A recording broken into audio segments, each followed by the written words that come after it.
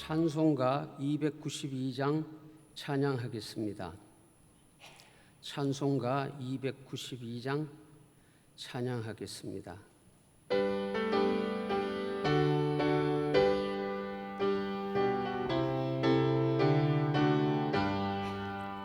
주 없이 살 수 없네 죄인의 구주여, 그 귀한 보배 피로 날 구속하소서.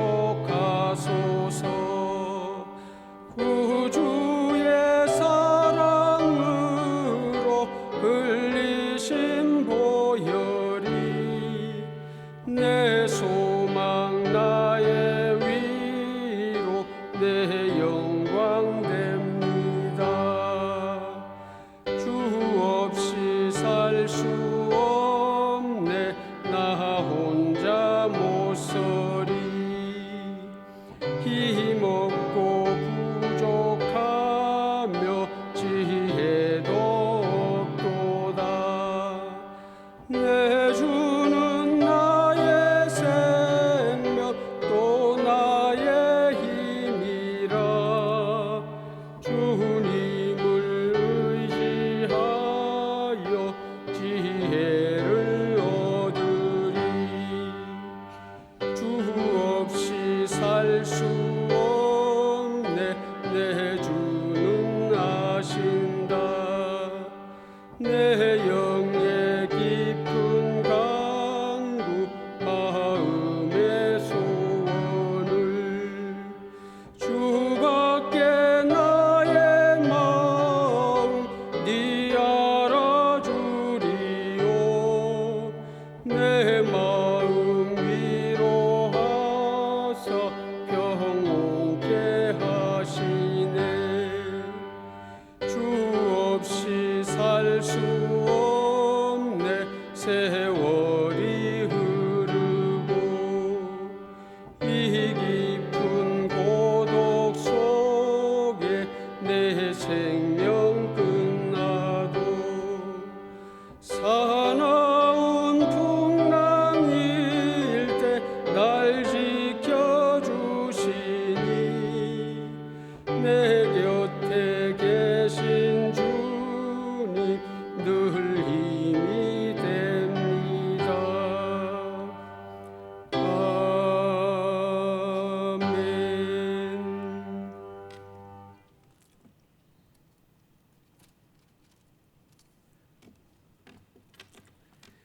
찬송가 488장 찬양하시겠습니다. 488장 찬양하시겠습니다.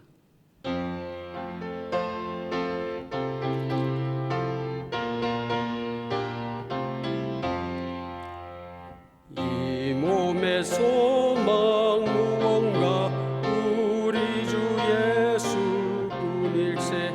우리 주 예수 밖에는 믿으리 아주 없도다.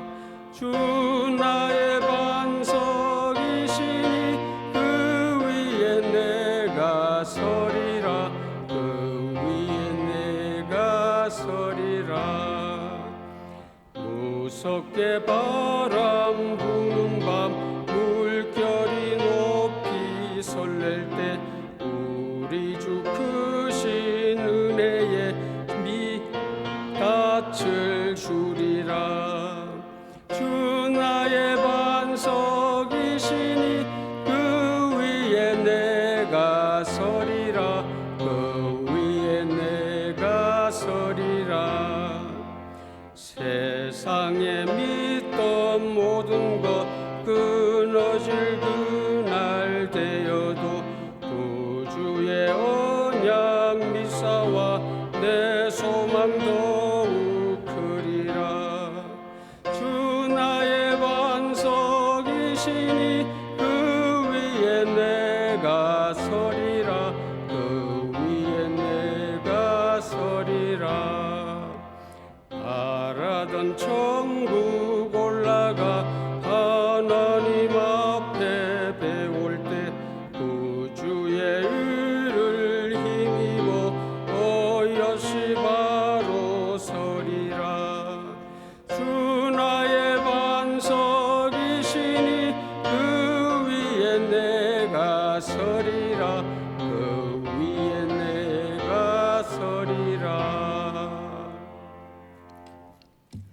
사도신경 하심으로 신앙 고백하시겠습니다. 나는 전능하신 아버지 하나님 천지의 창조주를 믿습니다. 나는 그의 유일하신 아들 우리 주 예수 그리스도를 믿습니다. 그는 성령으로 잉태되어 동정녀 마리아에게서 나시고 본디오 빌라도에게 고난을 받아 십자가에 못 박혀 죽으시고 장사된 지 사흘 만에 죽은 자 가운데서 다시 살아나셨으며 하늘에 오르시어 전능하신 아버지 하나님 우편에 앉아 계시다가 거기로부터 살아있는 자와 죽은 자를 심판하러 오십니다. 나는 성령을 믿으며 거룩한 공교회와 성도의 교제와 죄를 용서받는 것과 몸의 부활과 영생을 믿습니다. 아멘. 안종훈 목사님 나오셔서 하나님 말씀 전하시겠습니다. 함께 보실 하나님의 말씀은 잠언 15장 말씀입니다. 잠언 15장 1절에서 9절까지의 말씀, 구약성경 926페이지에 있습니다. 잠언 15장 1절에서 9절 말씀 봉독해 드리겠습니다. 유순한 대답은 분노를 쉬게 하여도 과격한 말은 노를 격동하느니라. 지혜 있는 자의 혀는 지식을 선히 베풀고 미련한 자의 입은 미련한 것을 쏟느니라. 여호와의 눈은 어디서든지 악인과 선인을 감찰하시느니라. 온순한 혀는 곧 생명나무이지만 패역한 혀는 마음을 상하게 하느니라. 아비의 훈계를 업신여기는 자는 미련한 자요 경계를 받는 자는 슬기를 얻을 자니라. 의인의 집에는 많은 보물이 있어도 악인의 소득은 고통이 되느니라. 지혜로운 자의 입술은 지식을 전파하여도 미련한 자의 마음은 정함이 없느니라. 악인의 제사는 여호와께서 미워하셔도 정직한 자의 기도는 그가 기뻐하시느니라. 악인의 길은 여호와께서 미워하셔도 공의를 따라가는 자는 그가 사랑하시느니라. 아멘. 신자에게 있어서 신앙과 생활은 일치해야 합니다. 이것이 잠언이 가르쳐주는 지혜입니다. 주일날 예배를 드리고 봉사하는 것은 신자에게 너무나 중요합니다. 그러나 그것이 신앙생활의 전부는 아닙니다. 주일에 예배를 잘 드린 신앙 좋은 성도는 일상의 삶 속에서 가정과 직장과 일터에서 선한 말과 선한 행실로 예수님을 닮은 삶을 살아가야 합니다. 오늘 본문은 신앙과 생활이 분리되어 있는 사람에 대해서 이렇게 말을 하는데요. 8절을 한번 보시죠. 악인의 제사는 여호와께서 미워하셔도 정직한 자의 기도는 그가 기뻐하시느니라. 여러분, 악인도 제사를 드리고 있는 예배자라는 사실을 주목해서 보아야 합니다. 하나님과 담을 쌓고 예배 안 드리는 사람이 악인이 아니라 여기 악인도 예배를 드리는 제사라는 표현이 나와 있는 것이죠. 악인도 예배를 드리지만 여호와께서 미워하십니다. 왜 그럴까요? 예배는 죄 때문에 단절되었던 하나님과의 관계, 또 사람과의 관계에서 화목을 경험하는 은혜의 시간입니다. 그런데 악인들은 예배를 드린 이후에도 하나님과 화목했다라고 말한 이후에도 변한 것이 없습니다. 예배 드리기 전에 말과 행동으로 똑같이 인간관계를 깨트리고 화목을 파괴하며 사람들에게 깊은 고통을 주며 살아가는 것이죠. 다시 말해 신앙과 생활이 일치하지 않고 분리되어 있는 것입니다. 일상의 생활과 분리되어 있는 예배는 하나님이 기뻐하시지 않는다는 것입니다. 신앙과 생활이 분리되어 있는 경우는 얼마든지 있을 수 있습니다. 특별히 언어 생활과 관련하여 이런 일은 자주 발생합니다. 한 입으로 주일에는 하나님을 찬양합니다. 그런데 똑같은 입을 가지고 일상에서는 사람들을 저주하고 험담하고 공격하는 것이죠. 야고보서는 이러한 현상에 대해서 이야기하면서 한 샘에서 단물과 쓴물이 나올 수 없다라고 단언합니다. 마찬가지로 잠언은 곳곳에서 언어 생활과 관련된 지혜를 가르쳐 줍니다. 말은 단순히 말이 아니라 마음속에 있는 것을 드러내는 것이다 라는 것이죠. 따라서 지혜로운 사람에게서는 지혜로운 말이 나오고 어리석고 미련한 사람에게서는 어리석고 미련한 말이 나오는 것입니다. 1절과 2절을 한번 보시죠. 유순한 대답은 분노를 쉬게 하여도 과격한 말은 노를 격동하느니라. 지혜 있는 자의 혀는 지식을 선히 베풀고 미련한 자의 입은 미련한 것을 쏟느니라. 과격한 말, 공격적인 말, 가시돋친 말은 분노에 없던 분노도 만들어서 그렇게 분노의 불을 지펴서 활활 타오르게 만듭니다. 그러나 유순한 말은 이미 활활 타오르고 있는 그 분노의 불도 가라앉히는 힘이 있는 것이죠. 가시돋친 말은 화목을 깨트리고 파괴합니다. 그러나 유순한 말은 갈등을 봉합하고 화목을 만들어냅니다. 미련한 말은 사람에게 상처를 주고 고통을 줍니다. 그러나 지혜로운 말은 생명나무와 같아서 사람을 살리고 기운이 나게 하고 살맛 나게 만드는 것이죠. 여기에 대한 좋은 예가 사무엘상 25장에 나오는 나발과 아비가일 부부 이야기입니다. 여러분, 나발은 양 3,000마리와 염소 1,000마리를 거느린 매우 부자입니다. 돈만 많은 것이 아니라 결혼도 잘해서 나발의 아내 아비가일은 미인이었고 또한 지혜로운 여인입니다. 그러나 나발은 많은 재물이 있고 현숙한 아내도 있었지만 지혜가 없는 미련한 사람이었습니다. 성경은 나발이 완고하였고 행실이 악했다고 표현합니다. 나발은 하나님 앞에 제사를 드리는 예배자였습니다. 그러나 성경은 그에 대해서 완고한 자, 행실이 악한 자라고 평가를 하는 것이죠. 이런 나발에게 다윗이 한 가지 부탁을 하게 되는데요. 먹을 것을 좀 달라라는 것입니다. 그 당시 다윗은 사울을 피해 도망다니는 신세였기 때문에 하루하루 먹고 사는 것이 쉽지가 않았습니다. 더군다나 다윗 자신과 함께한 사람이 남자만 600명이었기 때문에 책임져야 할 입은 더 많았던 것이죠. 그러던 어느 날 나발이 양털을 깎는다는 소식을 다윗이 듣게 됩니다. 그래서 사람을 보내어 좀 먹을 것을 얻고자 하였습니다. 그 당시 양털 깎는 날은 목축업자들에게 축제와 같은 날이죠. 그래서 그 축제일에는 자신의 지갑을 열어서 가난한 자들을 도와주고 음식을 나누어 먹는 것이 사회적 관례였습니다. 그래서 다윗은 한때 자신이 도움을 주었던, 호의를 베풀었던 나발에게 좋은 날이니 우리에게도 좀 먹을 것을 나누어 주십시오, 정중하게 부탁을 합니다. 그러나 미련하고 어리석은 나발은 다윗의 요청을 단칼에 거절합니다. 여러분, 주기 싫으면 안 주면 그만입니다. 그런데 나발은 어리석은 말을 하면서 그렇게 다윗의 요청을 거절할 뿐만 아니라 다윗을 모욕하고 무시를 하는 말을 합니다. 다윗은 누구며 이새의 아들은 누구냐라고 말을 하는 것이죠. 나발로부터 모욕적인 말을 들은 다윗은 화가 치밀어 올랐습니다. 부하들과 함께 칼을 차고 나발을 죽이러 달려갑니다. 여러분, 다윗의 이러한 행동은 매우 이상적인, 이례적인 행동입니다. 다윗은 지금까지 살아오면서 칼이 아니라 하나님을 의지하며 살아온 믿음의 사람입니다. 칼과 갑옷으로 무장하였던 골리앗 앞에서도 하나님의 구원은 칼과 창에 있지 않다라고 하면서 칼로서 골리앗을 물리치지 않았습니다.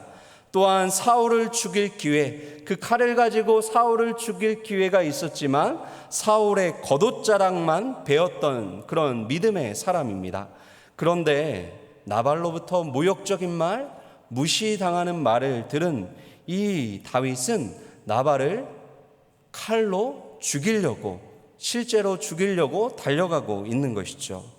여러분, 나발은 다윗을 무시하고 모욕하고 다윗의 요구를 거절했을 뿐입니다. 반면 사울은 다윗을 죽이려고 하죠. 지금도 죽이려고 쫓아오는 중입니다.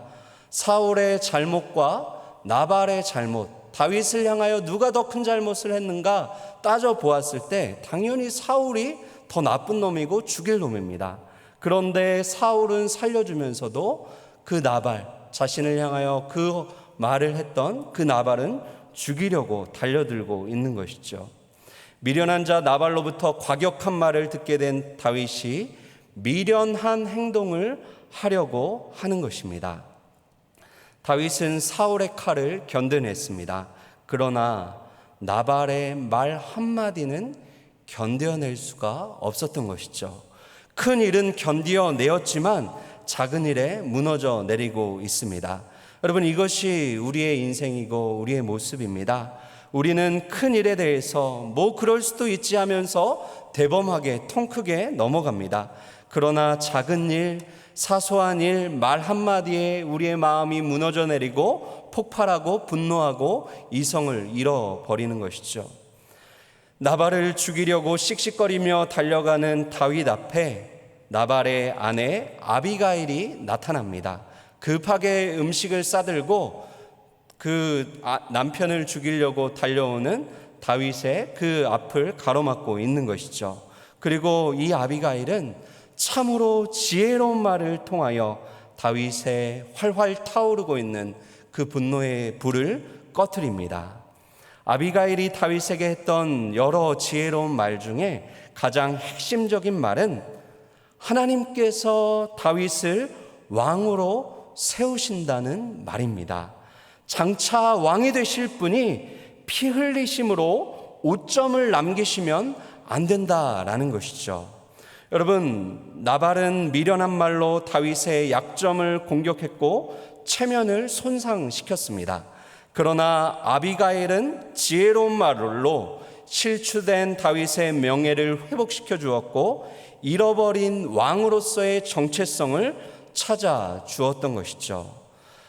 사탄은 나발의 입술을 통해 다윗을 무너뜨리려고 하였습니다. 파괴시키려고 하였습니다. 그러나 하나님께서는 아비가일의 입술을 통하여 다윗을 위로하셨고 힘들고 어려운 상황에 처해 있던 다윗에게 용기를 북돋아 주신 것입니다.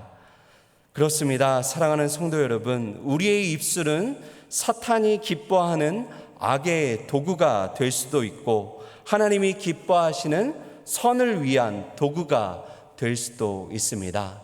나의 말 한마디 때문에 어떤 사람이 분노할 수도 있고 나의 말 한마디 때문에 그 분노에 휩싸였던 사람이 하나님의 위로를 받으며 하나님으로부터 용기를 얻고 하나님이 기뻐하시는 사람의 모습으로 변할 수 있다라는 것입니다. 바라기는 과격한 말, 가시돋친 말, 공격적인 말로 분노를 일으키고 다툼을 일으키며 남들에게 해를 끼치는 나발과 같은 어리석은 삶을 사는 것이 아니라 유순한 말을 통해 갈등을 봉합하고 화목을 이루어내며 다른 사람에게 큰 유익을 끼치며 위로하고 용기를 북돋는 지혜로운 입술을 가진 하나님 나라의 백성들 다 되시기를 주님의 이름으로 축원드립니다. 기도하겠습니다. 오늘 주신 말씀 기억하며 함께 기도하겠습니다. 담임 목사님 위하여 기도해 주십시오. 성령 충만과 육체의 강건함으로 목양의 사역들 잘 감당하실 수 있도록 기도하고요. 교회를 위하여 기도할 때 구역 예배를 위해서 또 금요 철야를 위해서 기도해 주시고요. 나라와 민족을 위해서 백신 접촉 부작용 없이 원활하게 진행되게 하시고 코로나 상황 속히 종식될 수 있는 은혜 허락하여 달라고 기도하겠습니다. 선교사님들을 위해서, 환우들 위해서 여러분들 개인의 기도의 제목 가지고 합심하여 하나님께 기도하겠습니다.